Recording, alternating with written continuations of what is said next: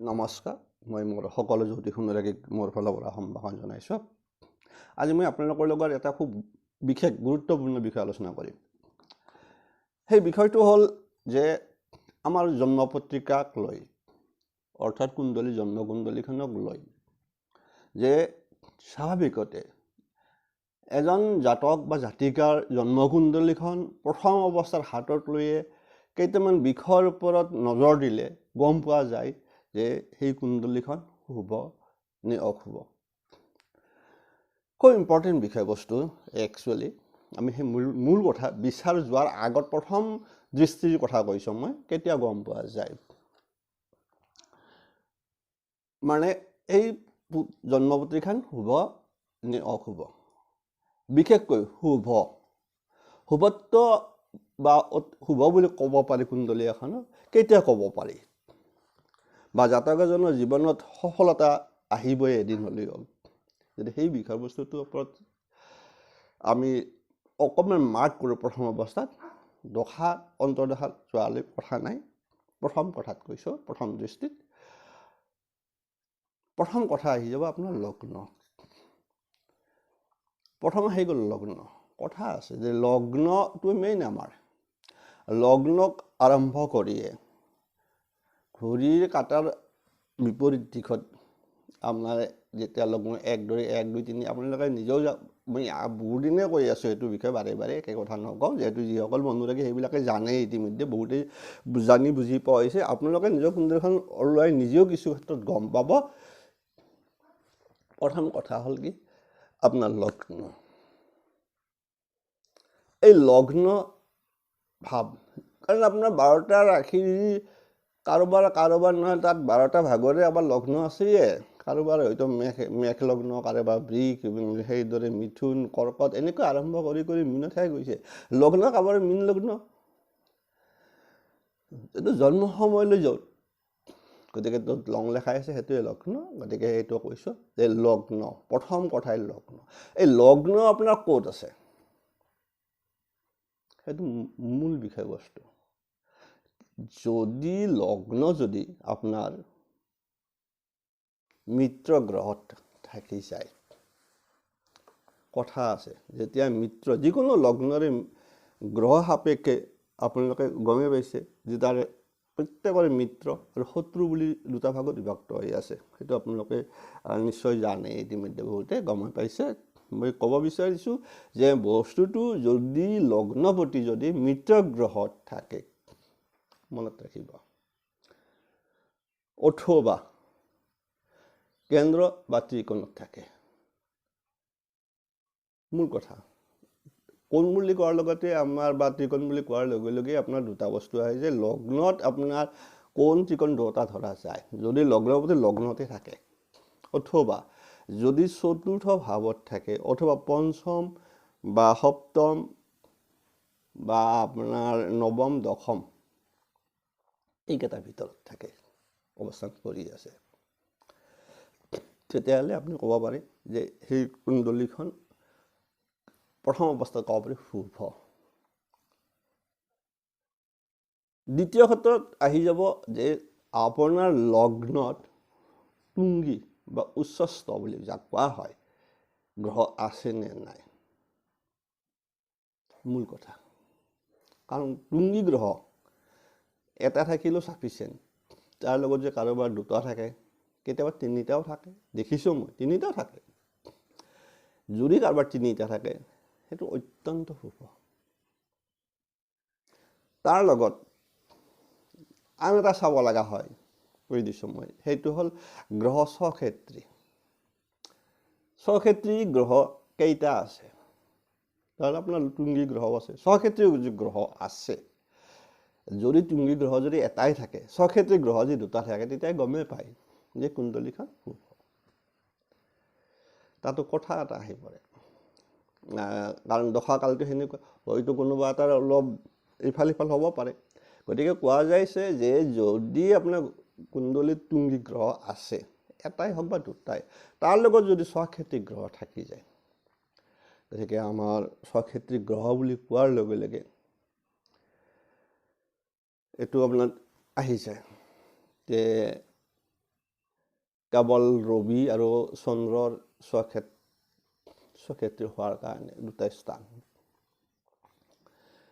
গতিকে বাকী আমি 7টা, দুটাটো আমাৰ ছায়া গ্ৰহ বুলি কওঁ ৰাহু কেতু। গতিকে এই 7টা গ্ৰহৰ ভিতৰত বাকী 5টাৰে আপোনাৰ দুই ঠাইত আছে স্বক্ষেত্ৰ। যেনেকৈ ধৰক আপোনাৰ এতিয়া মই কৈছোঁ যে মংগলবিলাকতে মংগলৰ মেঘতো স্বক্ষেত্ৰ হ'ব আৰু বৃশ্চিকতো স্বক্ষেত্ৰ, নিজা ক্ষেত্ৰ। বৃষত যেনেকৈ কোৱা যায়, বৃষত যদি আপোনাৰ শুক্ৰত আৰু পিছত আপোনাৰ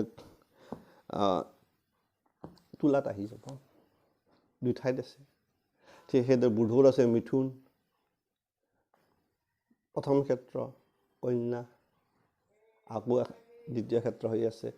ঠিক সেইদৰে আপোনাৰ ক'লো শনিৰ আছে, শনিৰ দুঠাইত আছে মকৰ আৰু কুম্ভ। ঠিক সেইদৰে বৃহস্পতিৰ আছে ধনু আৰু মীন ৰাশি। এইবিলাক কোৱা আছে যে আপোনাৰ স্বক্ষেত্ৰে তাত যদি গ্ৰহ থাকে নিজা নিজা, অৰ্থাৎ যদি বৃশ্চিকত যদি মংগল থাকে তেতিয়া স্বক্ষেত্ৰী হ'ব, ধনুত যদি বৃহস্পতি স্বক্ষেত্ৰী হ'ব, সেইবিলাক স্বক্ষেত্ৰী। সেইকাৰণে চাব লাগে যে কুণ্ডলীখনৰ স্বক্ষেত্ৰী গ্ৰহকেইটা আছে। যদি একাধিক উচ্চ অথবা বা স্বক্ষেত্ৰী গ্ৰহ থাকে কুণ্ডলীখন শুভ, তাক শুভ বুলি ক'ব পাৰি। বক্ৰী গ্ৰহ আছে নে নাই কুণ্ডলীত? বক্ৰী গ্ৰহ বহুতে সুধিছে, সেইদিনা মই বুজাই দিছোঁ যে বক্ৰী গ্ৰহ আছে নে নাই। সেইটো কিন্তু এটা আলস্যৰ বিষয় হৈ যায়। তাতো কিন্তু কথা থাকিল, যদি বক্ৰী গ্ৰহ, যদি শুভ গ্ৰহ বক্ৰী হৈ আছে তেনেহ'লে তাৰ শুভ ফল প্ৰদান কৰে। আৰু যদি অশুভ গ্ৰহ বক্ৰী হৈ থাকে, বিশেষকৈ দশাৰ প্ৰথম অৱস্থা হওক বা বাকী গ্ৰহৰ দশা বা তাৰ অন্তৰ্দশা হ'লে সেই সময়খিনিতে কিন্তু বক্ৰী গ্ৰহ অশুভ গ্ৰহৰ শুভ বুলি ধৰা নাযায়। গতিকে বক্ৰী গ্ৰহ, যিবিলাক শুভ গ্ৰহ বক্ৰী হৈ আছে তাৰ ফলত আপোনাৰ শুভ বুলি কোৱা হয়। গতিকে এইখিনি মেইন কথা। তাৰ লগত আন এটা চাব লগা হয় কি, যে আমাৰ কুণ্ডলীখনত আপোনাৰ কেন্দ্ৰ বা কোণত কিমানটা গ্ৰহ আছে, এই কেন্দ্ৰ কোণত গ্ৰহ আছে নে নাই, এইটো এটা বিলেশ্য বিষয়। যদি আপোনাৰ দুটাও থাকে, কথা থাকে, কেন্দ্ৰ বা কোণ দুটাও থাকে, যদি সেই গ্ৰহৰ দশাকাল কিন্তু শুভ। সেইকাৰণে কৈছে যে কেন্দ্ৰ বা কোণত, অৰ্থাৎ আপোনাৰ লগ্নতে থাকক বা আপোনাৰ বা চতুৰ্থে থাকক বা সপ্তমতে থাকক বা দশমত, এইবিলাক কেন্দ্ৰৰ স্থান। ইয়াতো কথা আছে যে কেন্দ্ৰৰ স্থান বুলি হোৱাৰ লগে লগে যে আপোনাৰ চাওক যে লগ্নত থকা গ্ৰহটোত কৰি আপোনাৰ চতুৰ্থ থকা গ্ৰহটো বেছি বলৱান হয়, চতুৰ্থত কৰি কেন্দ্ৰ স্থান সপ্তমত থকা গ্ৰহটো বেছি বলৱান। ঠিক সেইদৰে সপ্তম গ্ৰহত য'ত আছে তাতকৈ যদি দশমত থাকে আৰু বলৱান দশাকাল। ঠিক সেইদৰে কোণতো 5 নম্বৰ আৰু 9 নম্বৰ ভিতৰত 5 নম্বৰ গ্ৰহটো থকা গ্ৰহটোতকৈ 9 নম্বৰ থকা গ্ৰহটোৰ দশাকাল বেছি শুভ হৈ থাকে। সেইকাৰণে কোৱা আছে যদি আপোনাৰ বিশেষকৈ 7, 9, 10 কৈছোঁ এইকেইটাৰ ভিতৰত যদি কাৰোবাৰ গ্ৰহ থাকে আৰু গ্ৰহ যদি আপোনাৰ দশা বিশেষকৈ তাতো কোৱা আছে যে আপোনাৰ 24 বা 46 বছৰৰ ভিতৰত। তাৰ বাহিৰেও বিশেষকৈ এজন জাতকৰ কাৰণে বিশেষকৈ যদি 24ৰ পৰা 46ৰ ভিতৰত আপোনাৰ চাব, 24 বছৰৰ পৰা যদি 46, তাৰ আগতে হ'ব পাৰে নকওঁ, যদি সেই সময়খিনিত 20 বছৰ পিছৰ পৰাই ক'ব পাৰি, 20ৰ পৰা বা 46ৰ বছৰ ভিতৰত যদি লগ্নৰ মিত্ৰ গ্ৰহৰ মহাদশা চলি থাকে, মিত্ৰ গ্ৰহ দশা চলিব লাগিব কিন্তু, তেতিয়াহ'লে বুজি ল'ব সেই জাতকৰ ভৱিষ্যত উজ্জ্বল। গতিকে এইটো বহুত কথা আহি পৰে। এই যি আপোনাৰ বিশেষকৈ মই কিয় ক'ব গৈছোঁ, এই যি মানে সেই সময় দশাকালটো শুভ বুলি কোৱা হৈছে, কাৰণ লগ্নৰ মিত্ৰ গ্ৰহৰ দশা যদি আপোনাৰ চলি যায় দেখা যায় কিছুমান ল'ৰা ছোৱালী দেখা যায় যে আপোনাৰ খুব বেয়া সময় চলি থাকে, বেয়া মানে একদম মানে সেই সময়খিনি ধৰক আপোনাৰ কেতুৰ দশা চলি, মই কৈ দিছোঁ। আৰু আপোনাৰ কোনোবা ল'ৰা এটা কেতুৰ দশা চলি থাকিল, কেতুৰ দশা কালটো যদি লগ্ন সাপেক্ষে কেতু যদি শুভ অৱত নাথাকে, তেনেহ'লে সেই ল'ৰাটো যদি আপোনাৰ যদি ধৰক মই কৈছোঁ যদি সেই ল'ৰাটোৰ যদি 20 বা 21 বছৰ কেতুৰ দশা চলি থাকে, এটলিষ্ট তাৰ 7 বছৰ হৈ যাব। 7 বছৰ তাৰ খুব সিমান এটা শুভ নহ'ব, সেই যিমানে চেষ্টা নকৰক। ঠিক সেইদৰে যদি মংগল আহি যায়, কেতিয়াবা মংগলৰ পৰি যায় দশাকাল, মংগলৰো একে 7 বছৰ। ৰবিৰ আহি যায়, ৰবি যদিও কয় ৰবি দুটা ভাগত ভাগ কৰাই থৈ আছে, যদি ৰবি যদি শুভ অৱস্থাত আছে কথা নাই, ৰবি যদি অশুভ হৈ আছে আপুনি যিমান চেষ্টা নকৰক চৰকাৰী চাকৰি যোগ আপোনাৰ নাথাকিব। তো কাৰোবাৰ ল'ৰা লাগি আছে হেৰি আছে আপোনাৰ সেই মূলতে নেক্সট পৰি গ'ল। আৰু আপোনাক মই কৈ দিছোঁ কাৰোবাৰ ধৰক 25 বছৰত আৰম্ভ হৈ গ'ল ৰবিৰ দশা, এই বাধাকাৰক হৈ থাকিব পাৰে ৰবি মংগলে। ঠিক সেইদৰে যেনেকৈ মংগলৰ 7 বছৰ, ৰবিৰ আপোনাৰ 6 বছৰ, এই সময়খিনি আপুনি একদম উপেক্ষা কৰিব লাগিব। এই যে কিছুমান ল'ৰা যি আপোনাৰ ইমান চকা ল'ৰা একোটাও যে হাইৰাণ হৈ যায়, বিশেষকৈ যোগ চাকৰি যোগত হওক বা এষ্টাব্লিছ হোৱা যিটো প্ৰৱণতা মনত থাকে, প্ৰৱণতাটো থাকিলেও বিষয় বস্তু থাকি যায়, প্ৰৱণতাটো থাকিলেও নাপাব, এটা সময় ৰাখি যাব। আৰু যদি আপুনি ঠিক এনেকুৱা কণ্ডিশ্যন চলি যায়, কাৰণ সেইবিলাক গ্ৰহৰ দেখাত কিন্তু দশা বেছি দিন নহয়। বিশেষকৈ আপোনাৰ মই কৈছোঁ বিশেষকৈ কেতুৰ হ'ল 7 বছৰ, মংগলৰ 7 বছৰ, ৰবিৰ আপোনাৰ 6 বছৰ। যদি এই মুহূৰ্তত ৰবি বা মংগল বা কেতুৰ যদি দশা চলি যায় কোনোবা ল'ৰাৰ 22 বা 24 বছৰ ভিতৰত, সেই ল'ৰা ছোৱালী চাকৰি ক্ষেত্ৰত হাইৰাণ হৈ যাব। কিন্তু ঠিক এই যিটো শেষ হ'ব, ধৰক এতিয়া আপোনাৰ মংগলৰ শেষ হৈ গ'ল, তেতিয়া হয়তো ভাল পাই যাব আপুনি, বা ৰবিৰে হৈ যায়, কেতিয়াবা দেখা যায় এনেকুৱা। আৰু কেতিয়াবা দেখা যায় আৰু এই ৰবিৰ দশাতে আৰু কাৰোবাৰ আৰু ৰবিৰ দশাতে চাকৰি হয়, কাৰোবাৰ মংগলৰ দশাটো হৈ যাব। যদি মংগল যদি আপোনাৰ কেন্দ্ৰস্থানত থাকে, স্বক্ষেত্ৰী হৈ থাকে, তুংগী অৱস্থাত থাকে, এই মংগলৰ দশা চলি কথা কৈছোঁ 22 বা 21তে চলি তাৰ যদি মংগল তুংগী অৱস্থাত থাকে, আপোনাৰ যদি মংগল যদি স্বক্ষেত্ৰী গ্ৰহ হৈ আছে, তাৰ যদি আপোনাৰ কথা কৈছে তাৰ লগ্ন যদি ৰবি কি মানে সিংহ লগ্নৰ হয়, আপুনি চাব পাৰে কথা আহি পৰিব। তেতিয়া গতিকে আপোনাৰ লগ্নতে চাব লাগিব, মৃত গ্ৰহ বুলি কৈছোঁ। তেতিয়াহ'লে মংগলৰ এই ল'ৰা যদি আপোনাৰ এই পুলিচ বা ডিফেন্সত চাকৰি কৰা সেইবিলাক ল'ৰাটো কম বয়সত সোমাই যায়, সেইবিলাক মংগলৰ দশা কৰি যাওঁ, হয় তাৰ মংগল স্বক্ষেত্ৰী হৈ আছে অথবা মংগল তুংগী অৱস্থাত আছে। এটা লগ্ন কিন্তু সেয়ে মই কোৱাৰ নিচিনা লগ্ন মতে মিত্ৰ গ্ৰহৰ লগ্ন হয়, বৃহস্পতিৰ লগ্নত থাকি যাব পাৰে, বা আপোনাৰ কেতিয়াবা ধনুৰ ক্ষেত্ৰ বেলেগ আহি যাব। সেইমতে বস্তুটো অলপ ইফাল সিফালকৈ চাব লগা হয়। মুখ্য কথা যে যদি 24 বা আগৰ পৰাই হওক বা 20-22 বছৰৰ পৰা বা বিশেষকৈ 45 বছৰৰ ভিতৰত যদি মৃত গ্ৰহ মহাদশা চলে, তেতিয়া সেই জাতকে শেষ মুহূৰ্তত উন্নতি কৰে, সফলতা আহি যায়। তাতো বহুত কথা আছে। এইখিনি মূল জানিবলগীয়া বিষয়বস্তু এখন কুণ্ডলী আমাৰ হাতত লোৱাৰ লগে লগে গম পোৱা কথা। আপোনালোকে চাই ল'ব নিজে। আজিকালিতো সকলে মোটামুটি জানেই, মোক সোধে বহুতে অমুকত অমুক আছে, গতিকে আপোনালোকে জানে বুলি ধৰি লওঁ মই বহুতে। আৰু যদি দৰকাৰ নিজে চাব পাৰে, একো নাই। কোনোবাই কৈছিল যে ছাৰ নিজৰ কুণ্ডলী চাব নাপায় নেকি বুলি, কোনে কৈছে? সেইবিলাক আছিল এটা সময়, কিন্তু মোৰ মতে চাব পায়, চাব লাগে। কিয় চাব লাগে? যদি আপুনি গম পায় যে মোৰ এই সময়খিনি শুভ নহয়, তেনেহ'লে আপুনি সতৰ্ক থাকক, কিছু ক্ষেত্ৰত সতৰ্ক থাকক, প্ৰতিকাৰ লওক। প্ৰতিকাৰৰ কথাটো আছে, জ্যোতিষত আছে যে মানে সমস্যা য'ত আৰু সমাধাও আছে তাত। গতিকে আপুনি প্ৰতিকাৰ কৰি লওক, নিজক মনোবল ৰাখি দিয়ক, ভাঙি নপৰিব, নিশ্চয় সেই বেয়া সময়ৰ মাজত ভাল লাগছে যে এটা হয় যে দশাকাল গোটেই বছৰটো সেই দশাকাল মহাদশা কালটো যিটো সময় গোটেই যে বেয়া দিব সেইটো ভুল ধাৰণা আহিব মাজে মাজে কিন্তু কথা হ'ল কি অশুভ গ্ৰহত বা দশা আৰু শুভ গ্ৰহৰ দশা যে শুভ গ্ৰহৰ দশা হ'ল বুলি যে গোটেই আপোনাৰ গোটেই গোটেই মানে তাৰ সময়খিনিয়ে যে কৰি দিব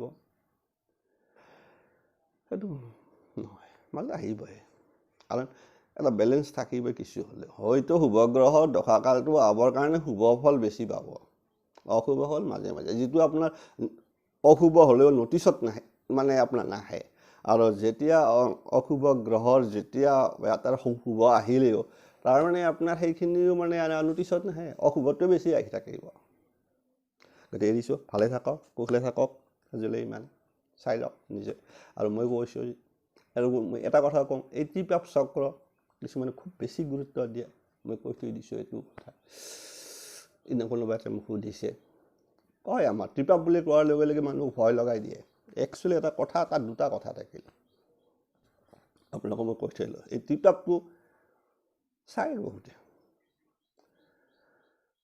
ত্ৰিপাপ চক্ৰ মানে গমে পাইছে যে আমাৰ যিটো নক্ষত্ৰ অনুযায়ী এখন চাৰ্ট থাকে চাব কিন্তু আপোনালোক কৈ দিছোঁ চাৰ্ট থাকে তাত ভাগ কৰাই আছে একদম আপোনাৰ একৰ পৰা মোটামুটি সেনেকৈ মোটামুটি আপোনাৰ ৭৫ বছৰ কিবা সেনেকুৱা যিয়ে নহওক সেই সময়খিনিত কথা কি হয় যদি অশুভ গ্ৰহ দশা বা অন্তৰ্দশা চলি থাকে সেই বছৰটো হয়তো আপোনাৰ অশুভ হ'ব কথা আছে যদি সেই মুহূৰ্তত যদি আপোনাৰ দশা যদি শুভ গ্ৰহৰ দশা চলি থাকে ত্ৰিপাপ চক্ৰৰ ফলটো বহুলাংশে হ্ৰাস পায় যে আপোনাৰ একদম ত্ৰিপাপ চক্ৰত পৰিল বুলিয়ে যে একদম সাংঘাতিক কিবা এটা হ'ব সেইটো নহয় তাতো কথা থাকে এইবিলাক মানে বস্তুটো এটা ত্ৰিপাপ চক্ৰৰ কথাটো একদিন কৈছিলোঁ তথাপিতো কৈছোঁ যে ত্ৰিপাপ বুলি কোৱাৰ লগে লগে সাধাৰণ মানুহৰ এটা ধাৰণাটো অলপ ভয় ভাৱ সোমাই যাব বছৰটো গতিকে আপোনালোকে বেছি ভয় খাব একো লগা নাই যদি গম পাইছে যে আমাৰ ত্ৰিপাপ চলি আছে কোনটো গ্ৰহৰ আপোনাৰ দশাকাল অলপ অশুভ হৈ আছে সেইটোৰ প্ৰতিকাৰ কৰি ল'ব আৰু এনে ত্ৰিপাপ চক্ৰত সদায় সাধাৰণতে চলিলে এটা কোৱা আছে যে সেই মুহূৰ্তখিনিত সদায় ভগৱানৰ নামত উচৰ্গা কৰি দিব লাগে সেই বছৰটো অৰ্থাৎ নাম কীৰ্তন আপোনাৰ মঠ মন্দিৰ ভ্ৰমণ এইবিলাক ছাইডত গুচি যালে আপোনাৰ ত্ৰিপাপৰ বেছি প্ৰভাৱ নপৰে বুলি এটা কোৱা আছে আৰু কিছুমান ক্ষেত্ৰত আপুনি ত্ৰিপাপত আপোনাৰ কিন্তু এটা যোগো থাকে এই ত্ৰিপাপতে কিন্তু এটা যোগ থাকে ইয়াতে এটা মৃত্যু যোগ হৈ থাকে কিন্তু আপোনালোকক মই কৈ দিছোঁ এইটো যদি সেই বস্তুটো যদি ৬০ৰ পিছত গুচি যায় অলপ আহি যাব পাৰে কাৰণ সেইটো এটা বেলেগ হৈ থাকে আৰু এটা ল'ৰাৰ যদি এটা ১৫ বছৰ এটা বা ১০ বছৰ ল'ৰাৰ যদি ত্ৰিপাপ থাকে তাৰ সেই সময়ত কিবা এটা হ'ব পাৰে তেনেকৈ আপোনাৰ ত্ৰিপাপত হয়তো কিছুমান ল'ৰাৰ ১৮ বছৰ থাকিল ত্ৰিপাপ আছে সিফালে আপোনাৰ ৰাহুৰ দশা চলি আছে ইফালে আপোনাৰ মানে ত্ৰিপাপত আপোনাৰ বহি আছে ৰাহু মংগল শনি ৰাহুৰ দশা চলি আছে এতিয়া আপোনাৰ এই ৰাহু মংগল ৰাহুৰ লগত মংগলৰ সুবৰ্ত নাই মংগলৰ লগত শনি নাই এনে ক্ষেত্ৰত কিন্তু এটা ভয় থাকি যায় এনেকুৱা ক্ষেত্ৰত আহি যাব পাৰে কম যিবিলাক ধৰক ১৮-২৫ এনে ভিতৰত যদি কাৰোবাৰ যদি ৰাহু মংগল শনি বা ৰাহু মংগল বা শনি আহি যায় কেতিয়াবা শনি ৰাহু কেতু এইবিলাক কিছুমান আহি যায় বহুত কথা আছে আৰু ত্ৰিপাপটো গোটেই একদম কৈ থৈ দিলোঁ যে ত্ৰিপাপটো হ'ল কি আপোনাৰ দশা অন্তৰ্দশাৰ লগত বহুত নিৰ্ভৰ কৰে গতিকে ইমান ক'ব নালাগে কেতিয়াবা দেখা যায়